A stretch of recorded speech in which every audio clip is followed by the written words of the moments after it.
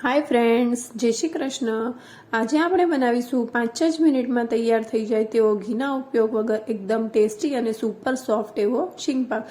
આ શીંગપાકને તમે એકાદશી હોય કે પછી વ્રત કે કોઈ ઉપવાસ હોય તેમાં ફરાળ તરીકે ખાઈ શકો છો। ઉપવાસમાં આપણે ઘીવાળું કે તેલવાળું ખાતા જોઈએ છીએ, પણ આ શીંગપાકમાં આપણે બિલકુલ ઘીનો ઉપયોગ નથી કર્યો અને 5 જ મિનિટમાં તૈયાર થઈ જાય છે।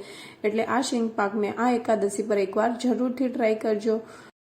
આજે આપણે શીંગને શેક્યા વગર કે પછી તેના ફોતરા કાઢ્યા વગર 5 જ મિનિટમાં તૈયાર થઈ જાય તેવો ઇન્સ્ટન્ટ શીંગપાક બનાવીશું। તેના માટે આપણે 2 વાટકી જેટલા શીંગદાણા લીધા છે, તેની સામે આપણે 1 વાટકી જેટલી ખાંડ લીધી છે। જો તમે વધુ ગળ્યું ખાવાનું પસંદ કરતા હોય તો તમે ખાંડનું પ્રમાણ થોડું વધારે કે ઓછું કરી શકો છો। હવે આપણે એક મિક્સર જાર લઈ લેવાનો છે, તેમાં આપણે 2 વાટકી જેટલા શીંગદાણા એડ કરી દેવાના છે અને શીંગદાણાને આપણે પલ્સ મોડ પર અધકચરા એવા ક્રશ કરી લેવાના છે। આપણે શીંગદાણાનો એકદમ ભૂકો પણ નથી કરવાનો।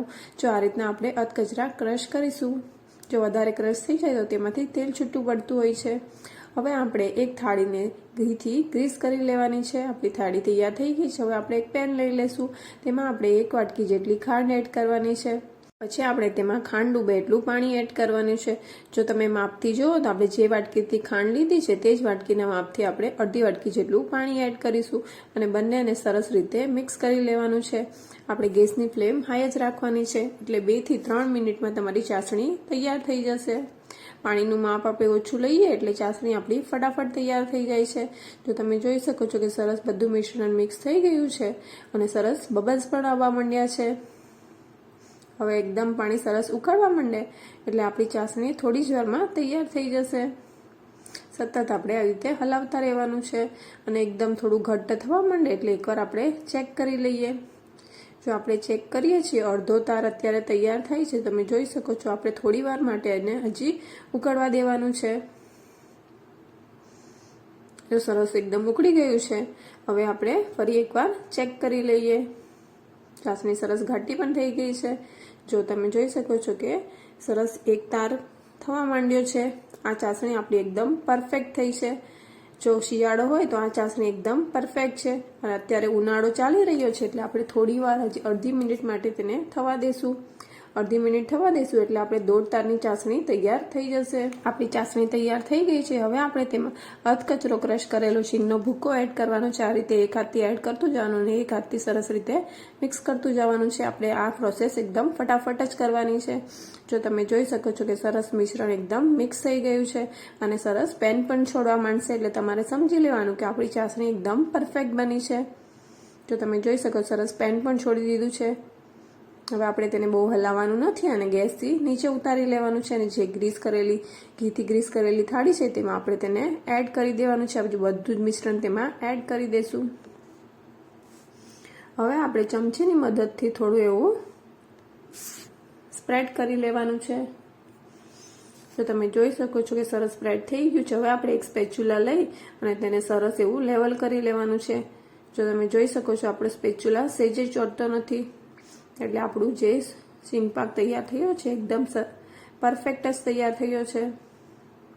તો સરસ એક લેવલ થઈ ગયું છે અને એકદમ ડ્રાય પણ થઈ ગયું છે। થોડું 2 મિનિટ માટે સેટ થઈ જાય પછી આપણે તેને નાના નાના પીસીસમાં આ રીતે કટ કરી લેવાની છે। તમે તેને સ્ક્વેર પીસીસમાં પણ કટ કરી શકો છો અથવા તો ડાયમંડ પીસીસમાં પણ કટ કરી શકો છો। આપણે તેને ગરમ હોય સેજ ત્યાં જ કટ કરી લેવાની છે। ઠંડી થઈ જાય તો થોડી હાર્ડ થઈ જતી હોય છે, એટલે આપણે ગરમ ગરમ જ તેને આ રીતે કટ કરી લેવાની છે। જો આપણે બધે જ શીંગપાકને સરસ રીતે કટ કરી લીધો છે। જો હું તમને કાઢીને પણ બતાવું કે આપણો શીંગપાક કેટલો સુપર સોફ્ટ તૈયાર થયો છે। ચાકુ અડાડતાની સાથે જ આપણો શીંગપાક હાથમાં આવી જાય છે, એટલો સુપર સોફ્ટ બન્યો છે।